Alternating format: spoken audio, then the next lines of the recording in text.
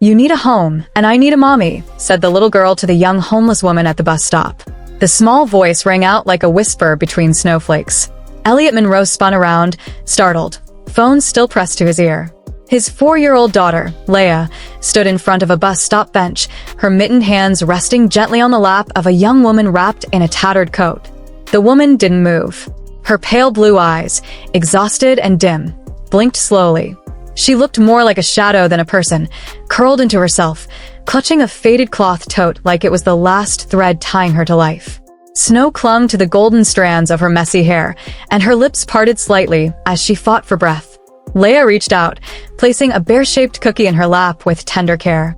"You can live with us," she said, with the pure conviction only a child could muster. "Leia?" Elliot rushed forward, ending the call and pulling his daughter back instinctively.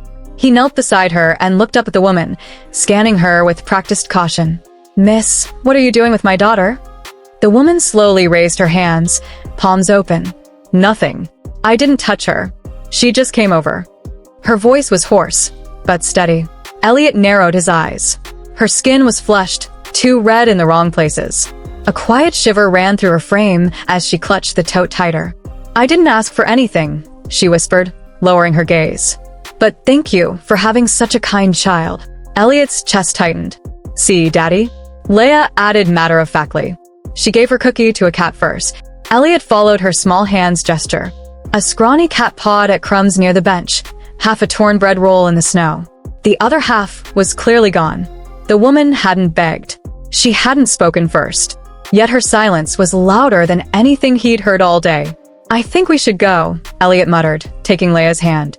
Behind him, the woman tried to stand, slowly, carefully, as if she didn't want to cause trouble. But her knees buckled. She stumbled sideways, colliding hard with the icy metal post of the bus stop before crumpling to the ground. "Dad!" Leia cried, tugging at his coat. Elliot ran to her side. "Miss, can you hear me?" No response. Her pulse was weak, but there. Her forehead burned with fever, while her skin was ice cold. Her lips were pale and cracked, her breathing shallow. This woman was sick. Without hesitation, Elliot scooped her up. She was shockingly light. Her coat slipped open as he lifted her, revealing bruised arms and torn sleeves. She whimpered softly against his chest but didn't resist. "Let's go, Leia," he said, voice urgent. "Is she going to die?" Leia asked, wide-eyed. "Not if we get her warm." Snow crunched under their boots as they hurried home. Elliot didn't know this woman, didn't know her name, her story, but something inside him shifted the moment she fell. He could have walked away. Maybe he should have, but he didn't. As they reached the porch, Leia whispered, "I still think she's our home now." Elliot said nothing. He just opened the door. The fire crackled softly. Isabel stirred beneath the weight of a wool blanket, her eyelashes fluttering.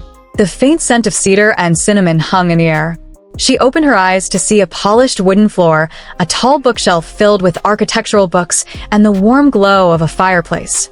She lay on a long sofa, her coat folded neatly at the foot.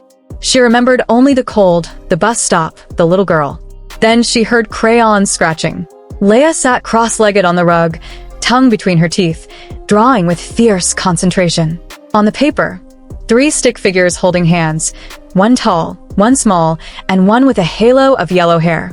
Above them, in shaky but deliberate letters, she had written, "My home." Isabel blinked, stunned. She tried to sit up, but her head throbbed. "You woke up." Leia grinned, holding up her picture proudly. "That's us." Isabel's voice rasped as she whispered, "Us." Leia nodded seriously. "Daddy says you can stay until you're better, but I think you should stay longer." Before Isabel could answer, Elliot entered. His expression unreadable, he placed a glass of water and a small bowl of soup on the table. "You passed out in the snow," he said flatly. "I didn't have a choice. You needed help. When you're better, you'll leave." His tone wasn't cruel, just measured. Still, it stung.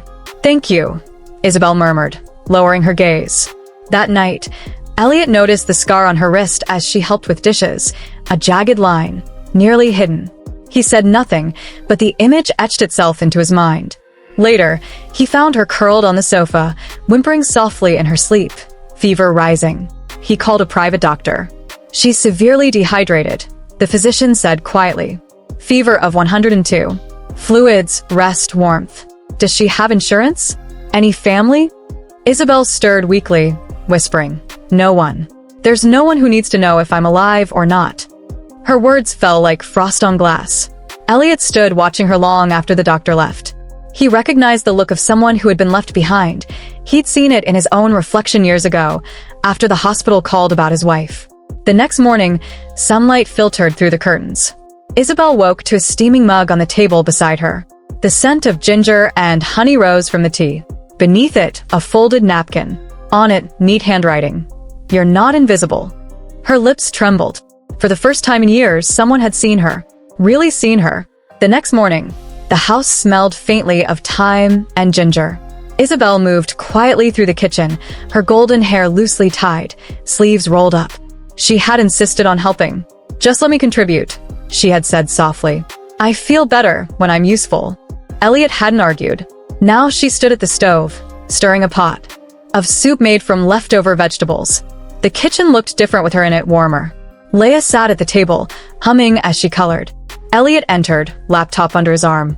"That smells familiar," he remarked. Isabel glanced back with a faint smile. "Just something simple. I learned it from a retired couple I stayed with in Queens. They taught me how to turn scraps into comfort." He took a spoonful and froze. It tasted exactly like the soup his wife used to make. Rosemary, pepper, and that lingering sweetness he had never been able to name. He looked up at Isabel. She was calm, unaware of the storm inside him. Present, as if belonging there had always been natural. But something tugged at him. Not mistrust, exactly, more like a reflex. Years of protecting Leia. Years of surviving through logic, not feeling. That night, after Leia had gone to bed, Elliot searched. It didn't take long. The headline appeared near the top. "Promising fashion student accused of stealing designs from New York showcase." There was a photo. Isabel, young, polished, bright-eyed. Accused, though never convicted. Still, her name had been enough to ruin her. Elliot leaned back, the glow of the screen painting sharp lines across his face. He wanted to believe she was the woman he'd begun to see. But doubt crept in like cold under a door. The next day, he caught her in the hallway. "Something on your mind?" Isabel asked. He hesitated. "Can I ask you something?" "Of course." He showed her the article. She stared for a moment, then looked up, not surprised, only tired. "That's me," she said. "Did you?" "No," she cut in gently. "I didn't." Silence stretched. She crossed her arms. "People believed I did. Sponsors pulled out. My landlord raised the rent. Friends vanished. And the man I trusted,